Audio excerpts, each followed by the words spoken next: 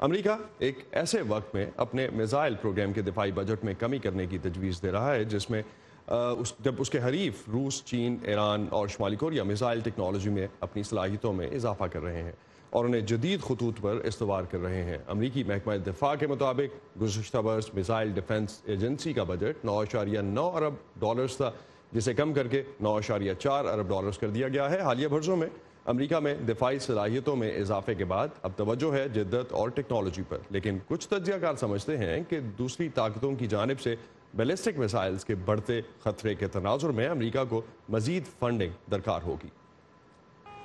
امریکی محکمہ دفاع یا پینٹاگون کے میزائل ڈیفنس کے ایک جائزے کے مطابق چین کے پاس تقریباً 125 جوہری میزائل موجود ہیں جو امریکہ کے لیے خطرے کا باعث ہو سکتے ہیں۔ روس نے دور تک مار کرنے والے کروز میزائل کی صلاحیت حاصل کی ہے، جس کے بارے میں امریکہ نے کہا ہے کہ وہ درمیانے درجے تک مار کرنے والے ایٹمی ہتھیاروں کے معاہدے کی خلاف ورزی ہے۔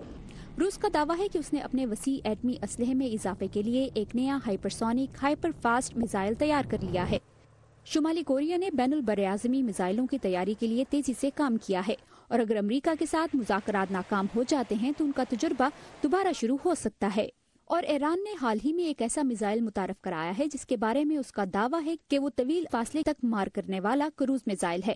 اس نے سیٹلائٹ چھوڑنے کا بھی ناکام تجربہ کیا ہے۔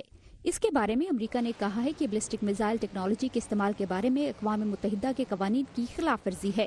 ٹرمپ انتظامیہ نے میزائلوں کے دفاعی نظام کو وسعت دی ہے جس سے حملہ آور میزائلوں کو گرایا جا سکتا ہے۔ اس وقت امریکہ کے پاس زمین پر 44 ایسے نظام موجود ہیں جو حملہ آور میزائلوں کو روک سکتے ہیں۔ ان میں سے بیشتر ریاست الاسکا میں نصب ہیں، جو طویل فاصلے کے میزائل کو آدھے راستے میں ہی فضا میں روک سکتا ہے۔ ایسے مزید نظاموں کا منصوبہ بنایا گیا ہے۔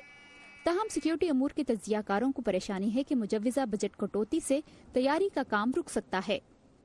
امریکی حکومت کے لیے ضروری ہے کہ وہ میزائل کے اپنے دفاعی نظام کی صلاحیت کو بڑھائے، یعنی اپنے تجرباتی پروگرام میں اضافہ کرے اور امریکی سرزمین پر ایسا مزاحمتی نظام نصب کرے جو حملہ آور میزائلوں کو روک سکے۔ امریکہ کو یہ بھی ضرورت ہے کہ وہ خلا میں لیزر ٹیکنالوجی کی تیاری کے لیے مزید سرمایہ لگائے جو میزائلوں کو چھوڑے جانے کے وقت ہی انہیں تباہ کر سکے۔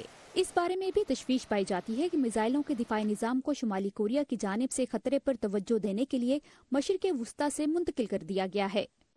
خلیج فارس کے علاقے اور شمال مشرقی ایشیا دونوں ہی حصوں میں ہمارے اتحادی اور ساتھی ہیں، اور ہمارے لیے لازم ہے کہ ہم ایرانی اور شمالی کوریائی میزائلوں کے خطرے کا دفاع کریں۔ ان تجزیہ کاروں کا کہنا ہے کہ امریکہ کے دشمنوں کی جانب سے بیلسٹک میزائلوں کے پھیلاؤ کے پیش نظر ضروری ہے کہ میزائلوں کی دفاعی ٹیکنالوجی میں مساوی سرمایہ کاری کی جائے۔ برائن پیڈن کے ساتھ وردہ خلیل، وائس آف امریکہ۔